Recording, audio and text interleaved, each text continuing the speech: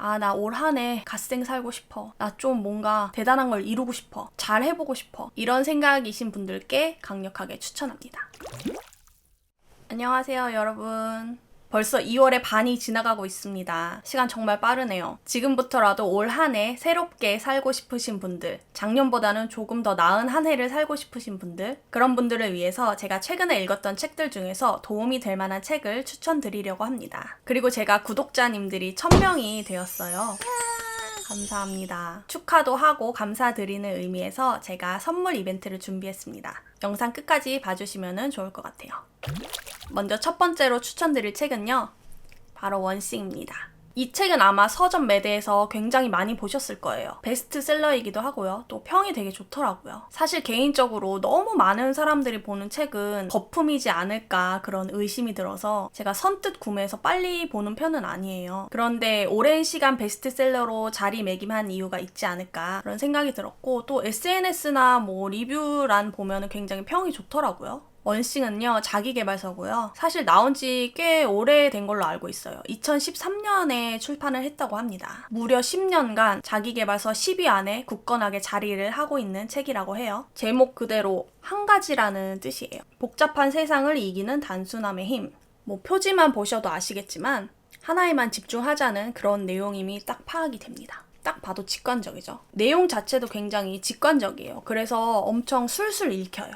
지금 세상이요, 정보가 굉장히 넘쳐나죠. 우리가 보고 듣고 즐길 수 있는 것들도 넘쳐나고, 또 하고 싶은 것, 해야 하는 것, 배워야 할 것들도 굉장히 넘쳐나요. 이런 복잡하고 해야 할 것이 많은 삶 속에서 우리가 이루고자 하는 것을 꼭 성공시키기 위해서는 한 가지에만 집중을 해라, 이런 내용이에요. 선택과 집중 많이 들어보셨죠? 사실 대부분의 자기 개발서들의 원론이 선택과 집중을 잘 해라, 이런 내용인 것 같아요. 하지만 이 책의 차별점은 바로 이런 선택과 집중을 구체적으로 어떻게 해야 하는지 그런 방법이 제시되어 있다는 겁니다. 보통 자기계발서 보시면 아시겠지만 막 우리를 엄청 혼내요. 그렇게 하면 안 돼. 이렇게 해. 쉬지 마. 움직여. 멈추지 마. 막 이렇게 우리를 혼내고 몰아가는데요. 사실 그런 느낌이 뭔가 동기부여도 되지만 내가 잘 할 수 있을까? 이런 의심도 들고, 이런 자기계발서에 나오는 사람들은 그들만의 리그야. 나랑은 또 거리가 멀어. 나랑 상관없어. 이렇게 느끼시는 분들도 분명히 계실 거예요. 하지만 이 책에서는요, 묘하게 안정감을 줘요. 안도감을 줍니다. 자신감을 불어넣어줘요. 나도 할 수 있다는 자신감. 그래서 좀 더 확실하게 동기부여가 된다. 또 내용이 뻔하지 않다. 나 올 한 해 갓생 살고 싶어. 나 좀 뭔가 대단한 걸 이루고 싶어. 잘 해보고 싶어. 이런 생각이신 분들께 강력하게 추천합니다. 사실 개인적인 생각으로는 1년에 한 번씩 연말이나 연초에 읽으시는 것을 추천드려요. 그만큼 여러 회독을 할수록 더 좋은 책. 나에게 용기를 북돋아주고 자신감을 불어넣어주고 힘을 실어주고 구체적인 실행 방안을 제시해주는 책. 저는 이렇게 인상 깊은 페이지가 많아가지고 인덱스를 굉장히 많이 붙였어요. 밑줄도 쫙쫙 그어가면서 공부하듯이 봤거든요. 그리고 이 책의 장점 중에 하나가 핵심 개념이라는 페이지가 있어요. 정말 친절하게도 정리를 따로 이렇게 쫙 해줍니다. 우리가 책을 읽다 보면은 집중이 안 될 때도 있고 머릿속에 내용이 정리가 안 될 때가 있잖아요. 그런데 이렇게 핵심 정리 페이지를 보면은 앞에 내용들이 싹 정리가 돼서 아주 좋습니다. 나 진짜 책 안 읽는다. 1년에 한 권 읽을까 말까 한다 하시는 분들도 이 책 딱 한 권만 읽으셔도 나 올 한 해 독서 잘했다, 이런 생각 드실 거예요. 그만큼 제가 추천드리는 책입니다. 다음 책. 이것도 자기계발서인데, 보통 이제 자기계발서들과는 조금 차별점이 뇌과학 이야기가 많이 들어있어요. 초마인드라는 책입니다. 제가 또 뇌과학 쪽 분야를 흥미 있어 하는 편이어서 저는 되게 재밌게 잘 봤거든요. 내 안의 한계를 넘어서는 인생 전략.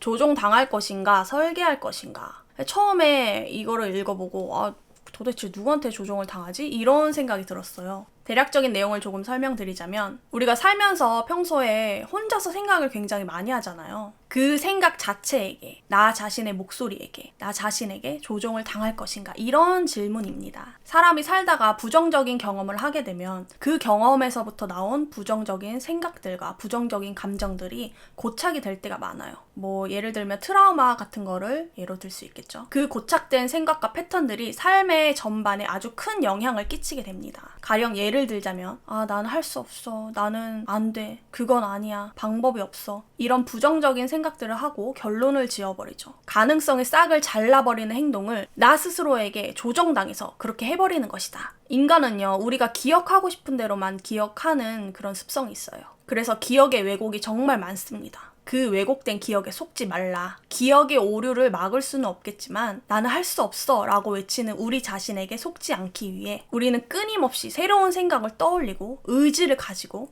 할 수 있다는 긍정적인 생각을 놓쳐서는 안 됩니다.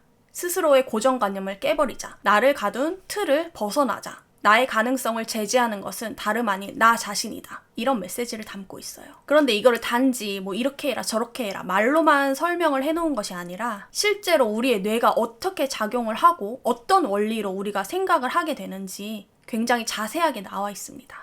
그 부분이 좀 흥미로웠어요. 인간은요, 익숙한 경험에 의존하고 또 트라우마에 굉장히 약한 존재예요. 그렇기 때문에 더더욱이 스스로가 할 수 있다는 믿음을 가지고 계속해서 능동적으로 끊임없이 움직여야 합니다. 나를 바꿀 수 있는 것은 다름 아닌 나 자신뿐이에요. 이런 동기부여를 받고 싶으시다면 이 책을 추천드립니다.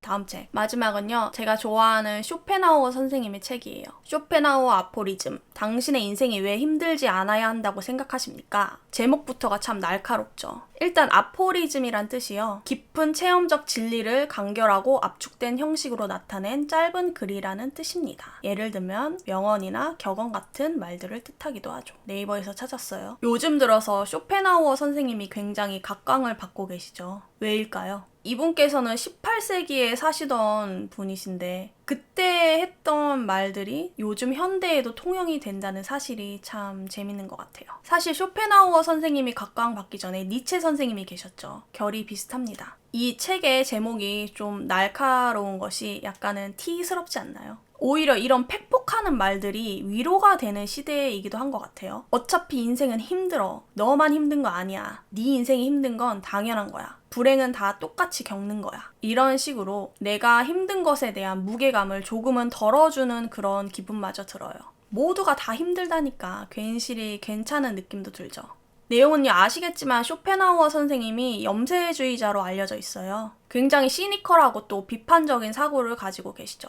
또 현실적인 면이 제가 추구하는 가치와 생각하는 방식과 비슷해서 동질감을 느꼈습니다. 쇼펜하우어 선생님은요, 인생은 고통이다라는 이야기를 굉장히 자주 하세요. 하지만 이 고통을 통해 진정한 행복을 찾을 수 있고 나 자신에게 집중하면서 진정한 가치를 찾아가는 것이 올바른 삶이라고 말씀을 하십니다. 따뜻한 위로보다는 네 인생이 왜 힘들지 않아야 한다고 생각해? 라고 되물으면서 그 해답을 우리가 스스로 찾을 수 있게끔, 고통을 받아들이고 우리가 다시 스스로 일어설 수 있게끔 멈추지 않고 앞으로 나아가는 힘을 전해주고 있습니다. 제가 사실 집에 쇼펜하우어 선생님 책이 좀 여러 권이 있어요. 그런데 이 책을 제일 먼저 추천드리는 이유는요, 목차를 보시면은 굉장히 짧게 나눠져 있어요. 목차가 무려 5부까지 나눠져 있습니다. 그래서 한 제목당 페이지가 한 2페이지, 3페이지밖에 안 돼요. 그래서 잘 읽힌다. 이 아포리즘이라는 제목에 걸맞게 굉장히 간결한 내용들이 집결되어 있습니다.